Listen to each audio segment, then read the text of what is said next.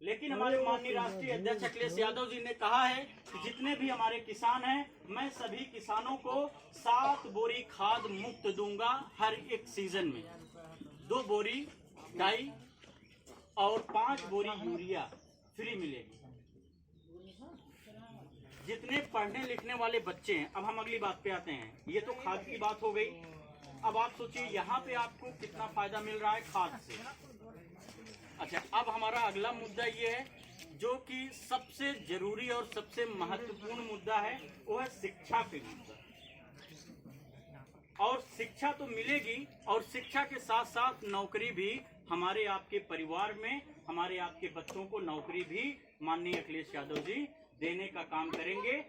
नौकरी जो देंगे वो 10-11 लाख नौकरियां देंगे और 22 लाख रोजगार।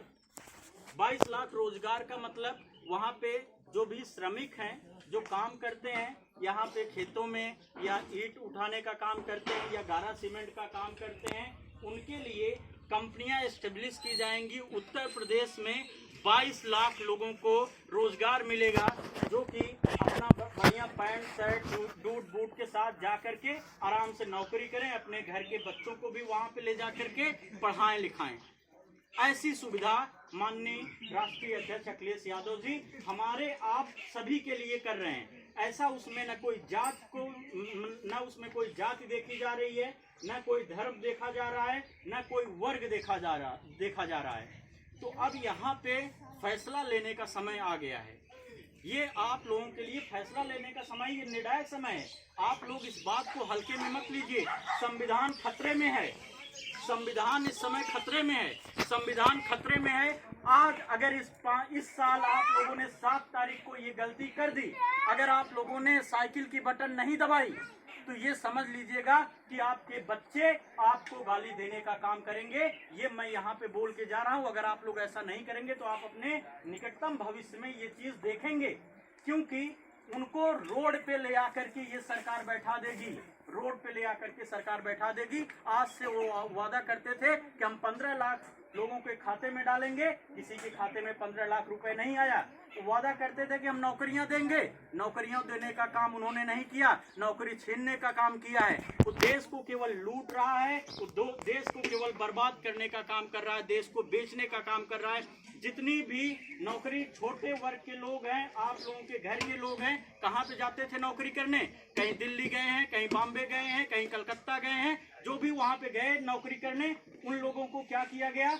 वापस बुला लिया गया। आओ घर पे बैठो, अपने वाइफ के साथ, अपने बीवी के साथ बैठ के वहीं पे रहो, पेट भरने की टेंशन मत लो, क्योंकि हम आपका निवाला छीनने का काम शुरू कर दिए हैं।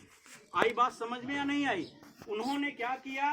कोरोना काल ऐसी महामारी में लोगों को जो है कि मरने के लिए छोड़ दिया। सरकार ने अपने हाथ खड़े कर दिए, बोला कि आप मर जाओ, बोले कि आप मर जाओ, हमको इसकी चिंता नहीं है। क्यों नहीं है? उन्होंने गैस की व्यवस्था नहीं की। ऑक्सीजन के लिए लोग मर रहे थे, ऑक्सीजन के लिए लोग लाइन लगा रहे थे।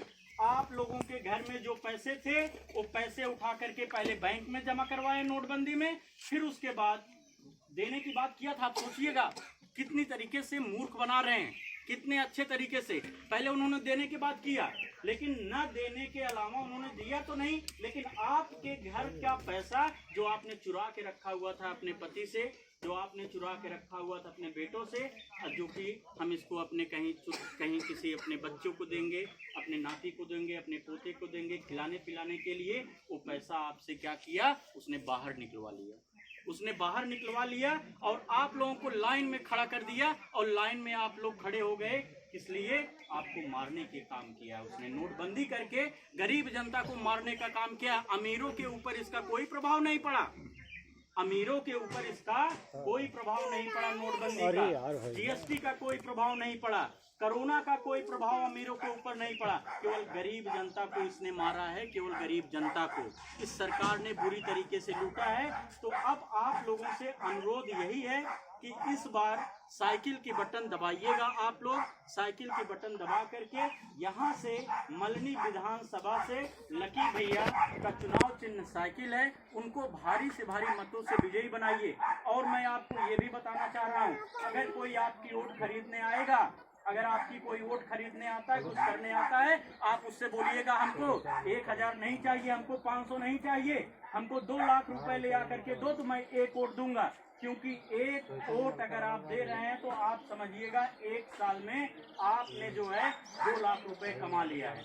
आपको उस सरकार को चुनना है, आपको उस सरकार को चुनना जो आपके पैसे को बचाए, आपके पैसे को बचाए। और आपके पैसे बचेंगे कहाँ से? जब आपकी बिजली फ्री होगी, जब आपकी पढ़ाई फ्री होगी, आपके घर के बच्चे रोजगार पाएंगे, जब आपकी गैस फ्री होगी, तब आपके पैसे बचेंगे। बताइए, कोई भी बंदा आएगा आपकी नोट खरीदने, आपका वोट खरीदने, तो क्या आपको 1500 रुपए से ज्यादा दे सकता है कि नहीं?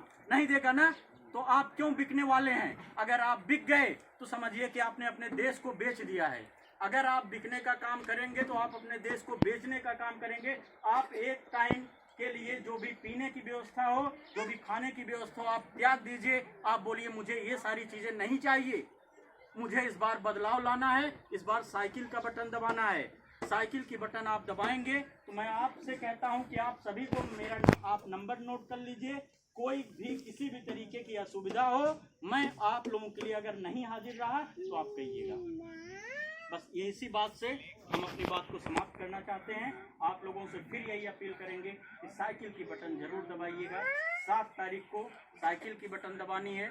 साइकिल की बटन दबाएंगे तो आपका जीवन सुखाली भरा होगा। ठीक, धन्यवाद।